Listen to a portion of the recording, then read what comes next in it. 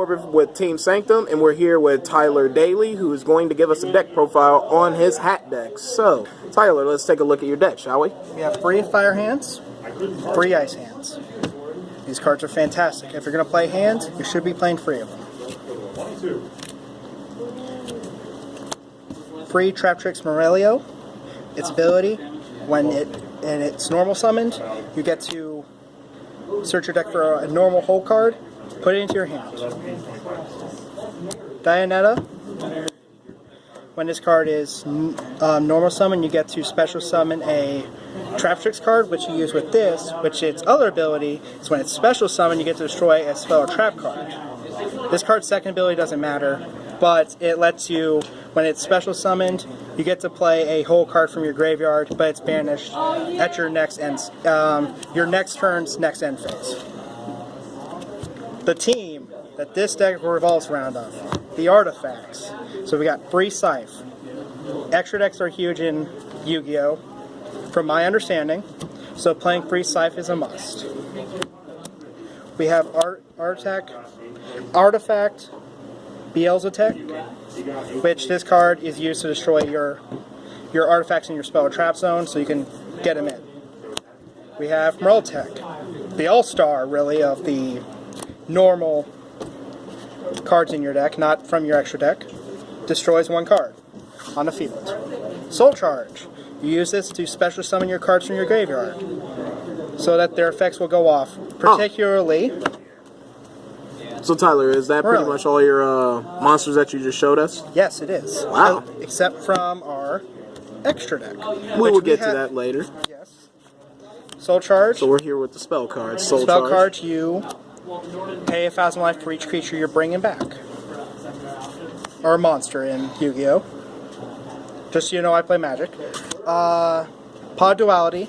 I play 3 of them because I don't have any other better draws for this deck that I can reliably use.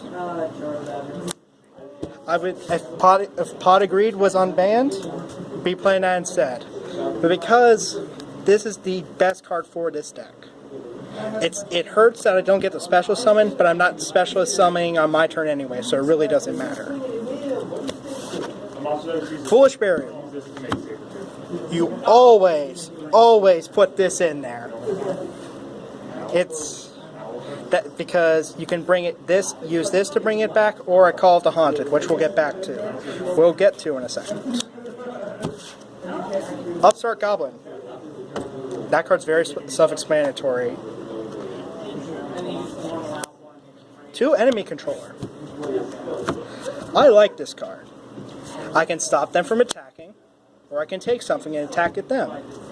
Seems like a pretty good deal for me. 2 Dark Holes. Because clear board, right? Yes, clear board. And this deck, if it doesn't have a good start, it needs to get back there fast. 1 Mystical Space Typhoon.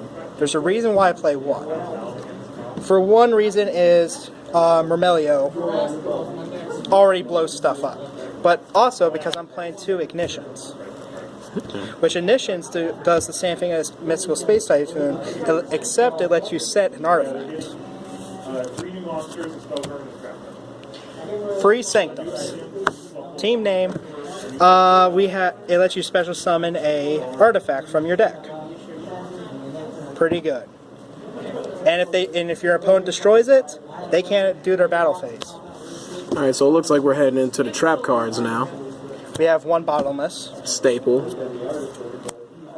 Void Trap Hole. What does this card do? Void Trap Hole is when your opponent special summons a monsters with 2,000 or more attack. You can negate its abilities and destroy it. It's a good card. 3 Time Space Trap Holes. I play 3 because I want to draw into them. Knowing the meta of this game compared to Magic, it seems very important to put their stuff away. So I feel like 3 is a good number. Alright. And then we have 3 Call of the Haunted. Because get your artifacts back. Get our artifacts back. Get Morelio back. Hey, even maybe get a fire hand back if you need to, but you probably wouldn't be doing that. But just in case. Alright, so let's take a look at your extra deck, man. We have 2 Dark Rebellion Exceeds Dragons. Now, why do you run 2 Dark Rebellions? Most people only run 1. In case I want to do a power play and play 2 of them at the same time. Which has happened to me before where I needed to do it. They had 2 big monsters on the field, and I needed to deal with both of them. And that turn. So I felt that playing 2 Dark Rebellions was a good idea after that. We have 2 Cowboy, which I'm going to change the Cowboy to something else later on. But for now, I'm playing 2 Cowboys. 1 Castell. Staple. Yeah. 1 Diamond Crab King. Because of that booty.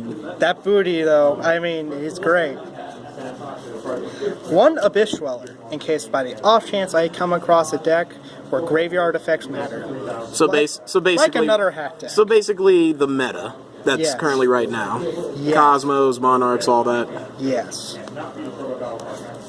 Silent Honor Arc, another version of Castell. Staple. That just has a bigger attack. 1 Evil Swarm Ouroboros. I like this card. It's big. It has good effects. I like it. The only guys that aren't level 4s besides Durendal, Castellar Pleiades, which you immediately, after playing this card, rank it up into Castellar Calamity M7. Alright. Because you probably don't want to keep your artifacts on the field that long. Yes. After their abilities are gone, they're generally worthless. So you'll go into this or Durendal. And this ability, you can rank up into this, and it's just better versions of this card's ability that you can use on either player's turn. Oh wait, this one lets you do it on either player's turn. So it's dependent on the situation of it. Normally, you want to go into this. 72 cents. I know I can buy a lot of single players. 2 Traptrix Rafflesia.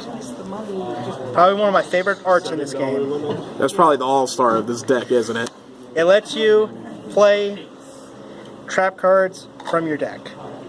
Trap hole cards, I might say. Which is awesome. And then we got Durendal. Durendal, he's awesome. Shuffle players' hands back into the deck, draw more cards. So if you're getting screwed on your cards, draw better ones. If you know your opponent has something really good in their hand, you could get rid of it. And you can do this on their turn. Alright. Well, thank you, Tyler, for letting us see your H.A.T deck, man. It looks pretty good. Hope to get some gameplay footage of it here soon.